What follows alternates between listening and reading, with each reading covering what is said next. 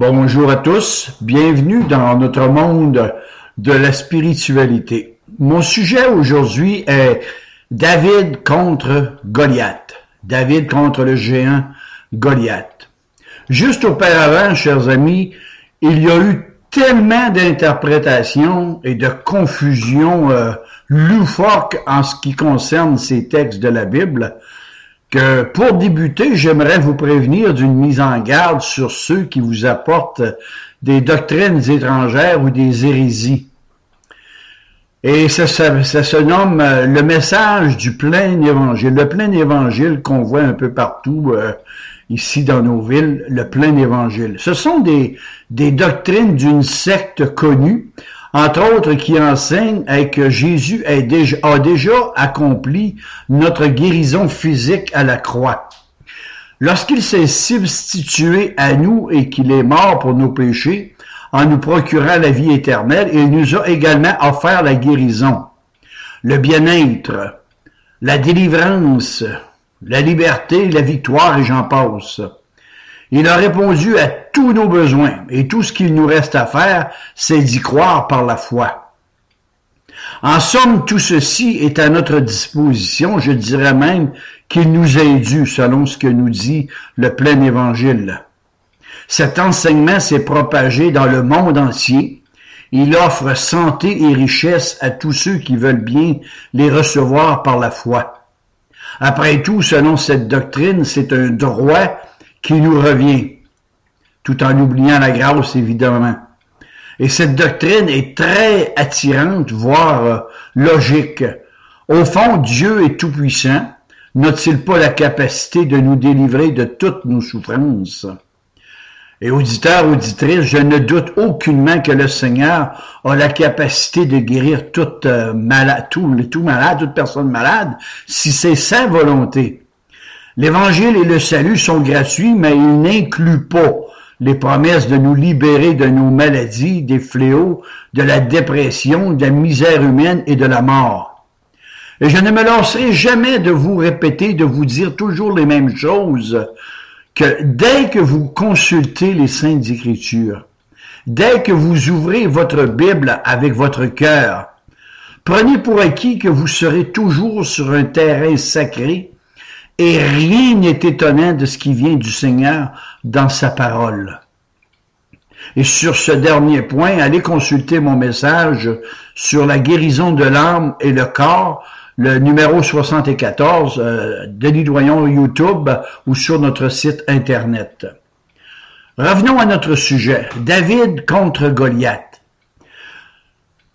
Chers amis, vous n'avez pas idée ce que j'ai lu ou entendu sur cette histoire véridique de la Bible, surtout de cette secte du plein évangile. Lisons le texte ensemble, si vous voulez, dans 1 Samuel, chapitre 17. Il est écrit, et je cite, « Les Philistins mobilisèrent leurs troupes pour une expédition guerrière et se rassemblèrent à Soko en Juda et dressèrent leur camp entre Soko et Azekah. Saül, de son côté, rassembla les hommes d'Israël et ils campèrent dans la vallée du Chêne, près de la vallée du Chêne. Et c'est là qu'ils prirent position en ordre de bataille face aux Philistins. Ceux-ci occupaient un versant de la montagne et les Israélites le versant opposé. La vallée séparait les deux armées. Et pour abréger une trop longue lecture, je vais vous livrer l'atmosphère qui se dégage de ce récit. On y voit l'incertitude, la peur et les hésitations règnent chez les Israélites. Voyez avec moi la scène. Deux armées sont en présence, Israël d'un côté et les Philistins de l'autre. Et depuis 40 jours, ils sont là, l'un en face de l'autre, une vallée les sépare. La bataille est sur le point de s'engager, mais il n'y a pas eu encore de combat, sinon quelques escarmouches de patrouille. Les Israélites n'osent pas engager le combat parce que 2 fois par jour, matin et soir, le représentant de la partie adverse, un géant nommé Goliath, lance un défi aux armées d'Israël. « Donnez-moi un homme !» et nous nous battrons ensemble. Et s'il triomphe de moi, nous vous serons assujettis, et si je triomphe de lui, c'est vous qui nous serez assujettis. Ma Bible dit que tous étaient effrayés. Tous. Abner, le général en chef, avait peur. Saül, le roi d'Israël qui dominait tout le monde, avait peur. Et l'on comprend que si les grands sont effrayés, les petits aussi le seront. Il faut bien reconnaître que Goliath n'était pas un homme ordinaire. C'était un phénomène de la nature. Il mesurait plus de 9 pieds. 3 mètres, si vous aimez mieux. Et ce guerrier, avec sa cuirasse, ressemblait beaucoup plus à un blindé qu'à un fantassin. Et de plus, il avait à son service une avant-garde personnelle. Il avait un homme à son service qui en avait déjà plein les bras, juste à porter son bouclier. Goliath a probablement été l'homme le plus gigantesque de toute l'histoire humaine. Et tous les jours, il lançait des défis et des insultes à l'armée d'Israël. Il arrivait dans la vallée dans un bruit de ferraille pour narguer avec une grosse voix d'un ogre géant et mettait en transe et dans la peur les Israélites.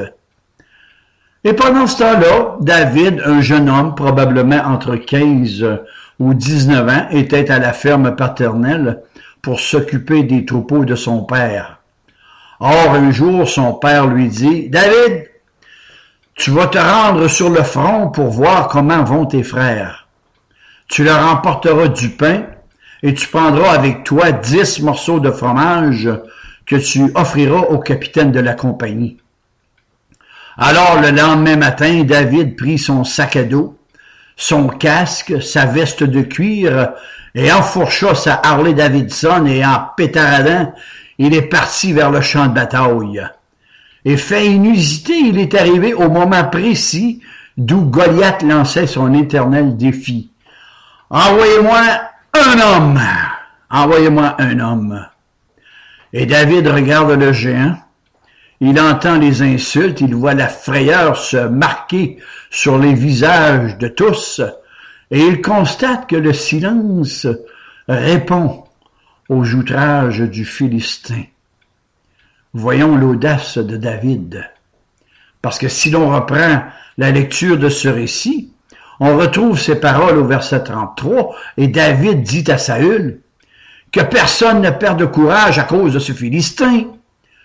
Moi, votre serviteur, j'irai et je le combattrai. » Mais Saül lui répondit, « Tu ne peux pas aller lutter contre ce Philistin, parce que lui, c'est un homme de guerre depuis sa jeunesse. » Et David lui dit, « Lorsque ton serviteur gardait les troupeaux de son père, et qu'un ours ou même un lion survenait pour emporter une bête du troupeau, je courais après lui et j'arrachais la bête de sa gueule, et si le fauve se dressait contre moi, je le prenais par son poil et je le frappais jusqu'à ce qu'il soit mort.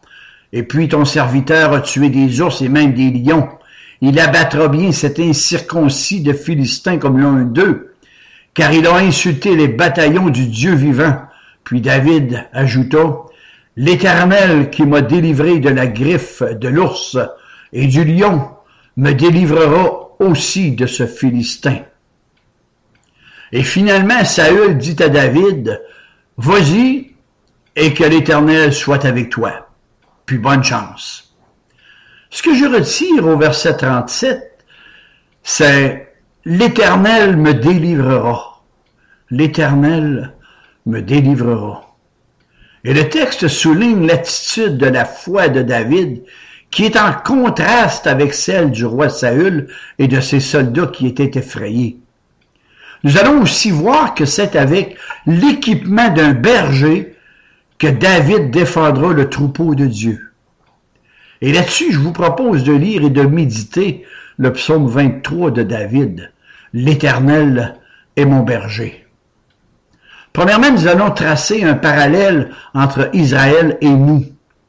Nos hommes d'État, nos politiciens, nos philosophes, nos responsables ont leurs géants aujourd'hui. Et que de difficultés nous pose notre troisième millénaire. L'Église a aussi ses géants. Les géants de l'indifférence, les géants de l'incrédulité, les géants de la paresse et de l'insouciance. Ah, si seulement tous ceux qui se réclament du nom de Jésus se levaient avec courage et portant haut la bannière de la croix, quelle différence cela ferait dans notre bonne ville de Québec, au Canada et peut-être dans le monde entier. Les jeunes ont aussi leurs problèmes. Et vous aussi, avec vos géants qui vous lancent leurs défis, vous souffrez peut-être aujourd'hui d'une mésaventure sentimentale et vous ne savez plus où vous en êtes. Vous avez devant vous le géant de la jalousie. Elle vous a préféré à un autre et vous en concevez de l'amertume. Vous avez devant vous le géant de vos sautes d'humeur. Vous en êtes devenu très émotif ces derniers temps et vous voulez n'en faire qu'à votre tête. Vous avez aussi le fameux géant du « je m'en foutisme » qui vous pousse à traiter toutes les choses avec désinvolture et une attitude cavalière. Mais lorsque Jésus-Christ pénètre dans une vie, il vous transforme de A à Z. C'est-à-dire que le Seigneur remet de l'ordre dans vos vies et dans votre façon d'être. Vous avez devant vous le géant de l'égoïsme qui pousse les hommes à vivre avec leur petit centre du monde, c'est-à-dire pour soi-même. Pour le numéro mondial qui s'appelle le « je, me, moi ». Et cet égoïsme forcené a brisé plus d'un foyer. Plus d'un cœur de parents qui ont vu leurs enfants suivre le chemin de l'égoïsme et de la désobéissance. Vous avez aussi le géant de l'ennui, engendré par une civilisation de loisirs et de l'oisiveté qui donne naissance à des adolescents blasés et comblés. Voilà l'ennui. Et je l'ai connu, ce géant. Et j'ai eu à y faire face avant que Christ change ma vie.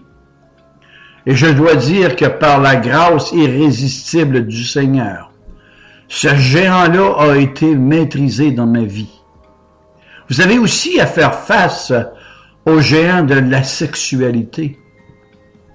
Qu'allez-vous faire de cette énergie à laquelle on accorde tant de pensée, tant d'attention et de temps de nos jours? Je crois qu'elle est plus forte à l'époque de l'adolescence qu'à aucune autre époque, période de la vie. Allez-vous la dissiper? Va-t-elle vous détruire? Ou bien allez-vous la livrer à Dieu pour qu'il vous aide à la contrôler et qu'elle devienne une puissance dynamique dans votre vie comme Dieu l'a voulu lors de sa création? Lorsque vous serez tenté de pécher, qu'allez-vous faire lorsqu'il vous sollicitera à dérober, à fumer, à vous droguer ou à tricher? Qu'allez-vous faire devant ces géants? Vont-ils triompher de vous ou triompherez-vous d'eux? Ma Bible dit que nous sommes esclaves de ce qui a triomphé de nous. Et là-dessus, mes chers amis, je vous propose les sermons numéros 16, 17 et 18 sur notre site sur les tentations de Jésus-Christ. Les tentations de Jésus-Christ. Allez sur Denis Doyon YouTube, les tentations de Jésus. Les géants inconnus. David dut faire face au géant Goliath. Il sut dans son cœur, dès qu'il eut mis pied sur le champ de bataille, à cet instant précis, il sut que c'était son affaire à lui. C'était son géant, le géant de David.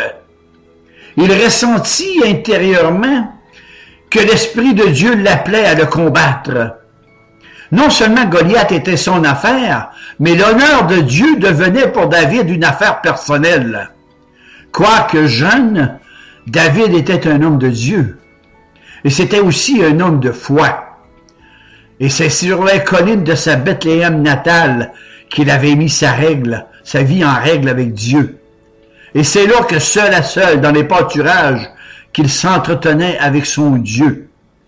Ma Bible dit, jeune homme, jeune fille, Souviens-toi de ton Créateur pendant les jours de ta jeunesse.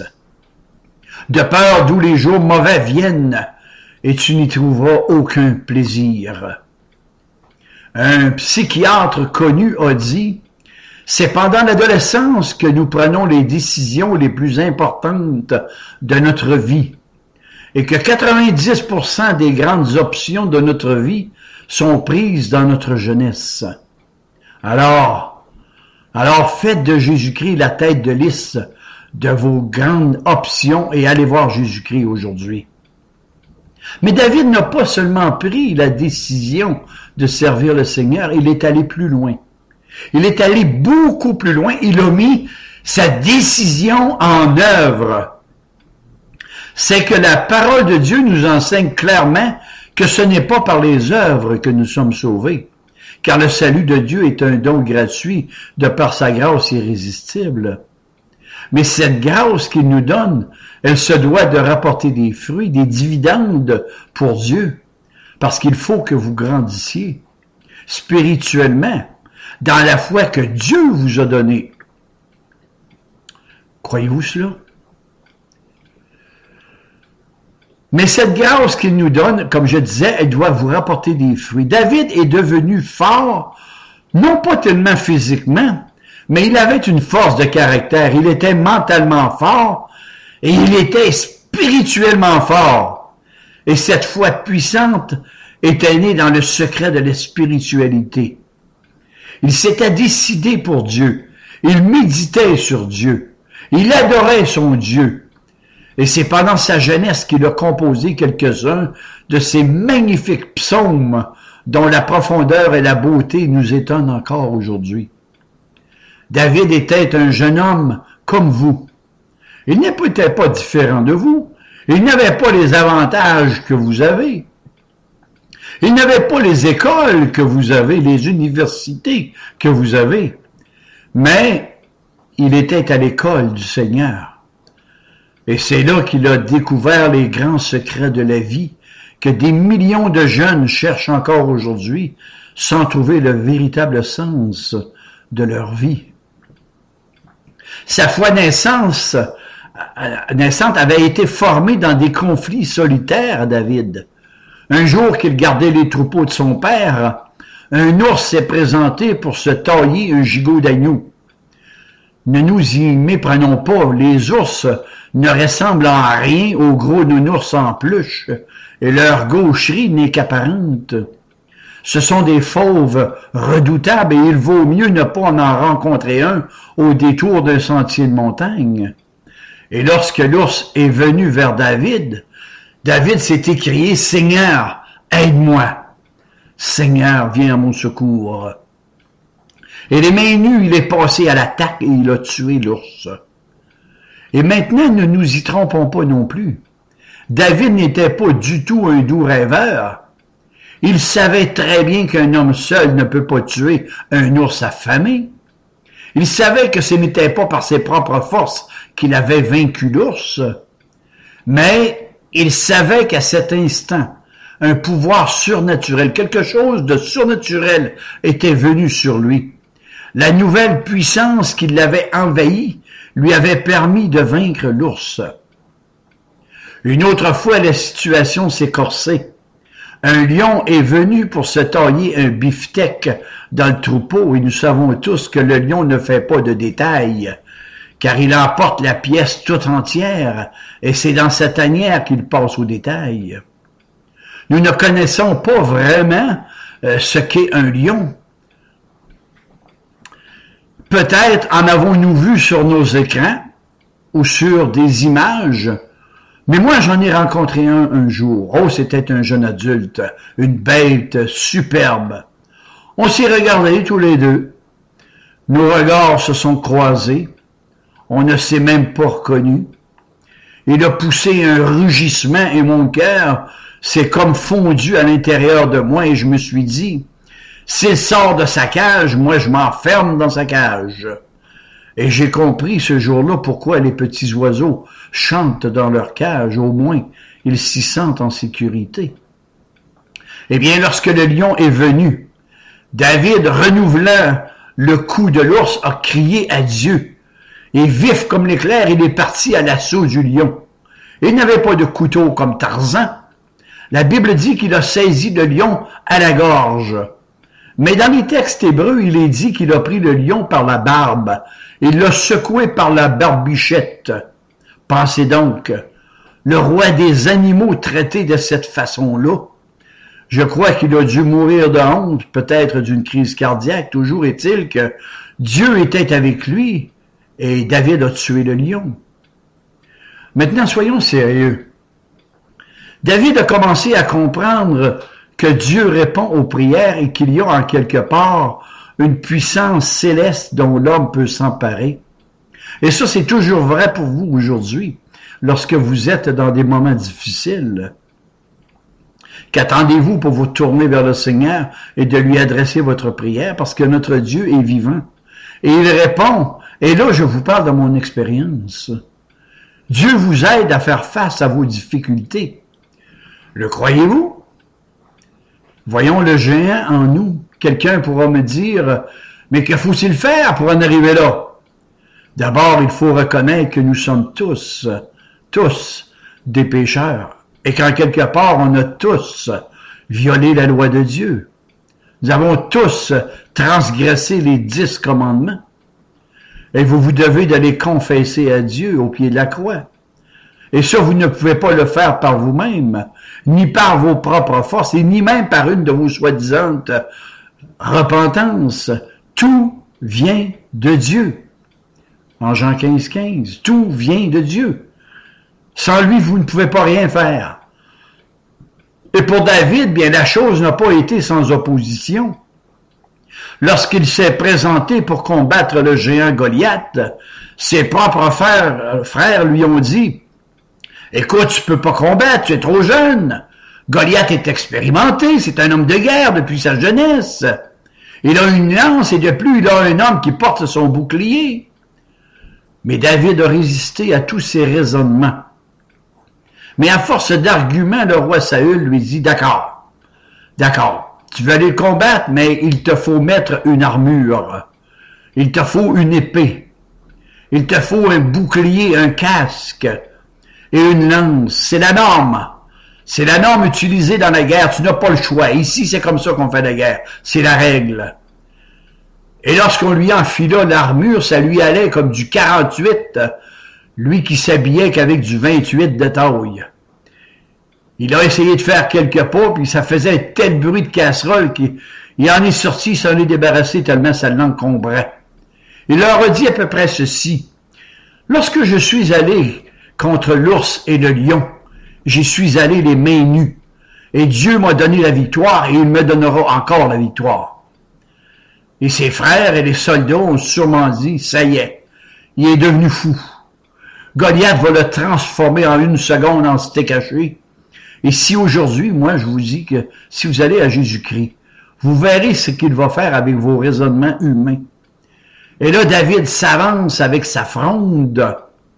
Et je me suis laissé dire que la fronde était une arme assez redoutable dans les mains expertes. Et que l'on peut lancer des pierres avec une grande violence et surtout avec précision.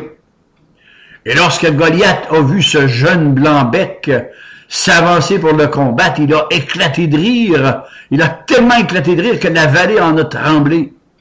Il disait, ce minable ne se rase même pas et ose m'affronter, moi, le champion des guerriers. Approche mon petit bambino. Approche encore un peu, lève bien ta tête. Tends-moi ton cou, car tu vas mourir de mon épée en fer forgé. Je vais te raccourcir de la 5e cervicale. Et zip! Et ta petite tête blonde va rouler à terre d'un seul coup. Auditeurs, auditrices, je vous le demande, comment David va-t-il affronter un tel adversaire? Voyons le combat. Lorsque le géant Goliath vit David, il se moqua de lui et l'insulta. Et David lui répondit, « Tu marches contre moi avec l'épée, la lance et le poignard, et moi je marche contre toi au nom de l'Éternel des armées. Le Dieu d'Israël que tu as insulté Et aujourd'hui, l'Éternel te livrera entre mes mains, je t'abattrai et je te couperai la tête. Puis David courut vers le torrent et y ramassa 5 pierres polies par l'eau. Mais pourquoi en a-t-il ramassé 5? Certains ont pensé que David manquait de foi. Il aurait suffi qu'il n'en ramasse qu'une seule. Certains ont pensé que s'il avait manqué son coup, il pouvait essayer une seconde fois, mais il n'aurait pas eu le temps de faire, parce que le Philistin lui aurait coupé la tête avant le deuxième coup. Et la réponse à cette interrogation se trouve plus loin dans la Bible, en 1 Chronique 20, 5 et 6. Nous apprenons que Goliath avait 4 frères, qui étaient aussi des géants anormaux, c'est-à-dire qu'en fait, ils étaient 5. Et David s'est dit, si j'en descends un, j'aurai sûrement les 4 autres sur le dos. Alors, comme une Kalachnikov, tac, tac, tac, tac, tac, je les aurai tous les uns, 5 après l'autre. Mais c'était un combat singulier, un combat d'homme à homme. Et quel homme de foi, ce David! Goliath avait tout pour lui, un combat d'homme à homme. Et le défi était que le gagnant aurait l'autre armée à ses pieds. Donc David a pris sa pierre dans sa fronde, a mis sa pierre dans sa fronde et a commencé à la faire tournoyer. Et arrivé à ce point, je voudrais faire une petite parenthèse avant d'aller plus loin. Vous aussi, auditeurs, auditrices, avez besoin de mettre une pierre dans votre fronde si vous voulez combattre victorieusement contre les géants de votre vie. Il est question ici de 5 pierres. Et je vous parlerai de la première pierre qu'il vous faut mettre dans votre vie. La première, c'est la pierre de la foi en Jésus-Christ. Il vous faut naître de nouveau. Changez votre manière de vivre.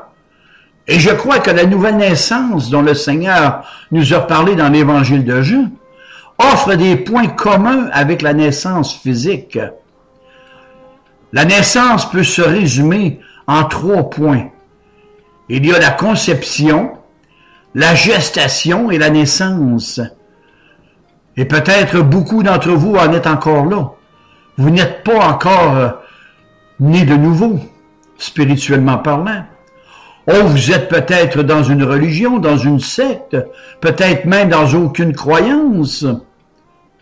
Peut-être que vous croyez au Christ, au baptême, et croyez même à la Bible, et tout cela fait partie de la gestation, mais vous n'êtes pas nés de nouveau. Et c'est pourquoi ça ne marche pas dans votre vie spirituelle. Votre religion n'est que du superficiel et de l'artificiel. Vous n'avez jamais eu le privilège de rencontrer le Christ personnellement. Et voilà la première pierre qu'il vous faut. La foi que Dieu vous donne en son Fils Jésus-Christ. Et c'est ça la conversion opérée par Dieu lui-même. Et après, vous ramasserez les autres pierres au fur et à mesure que vous nourrirez vos âmes par la lecture de la Bible, la parole, la méditant, l'étudiant tout en priant.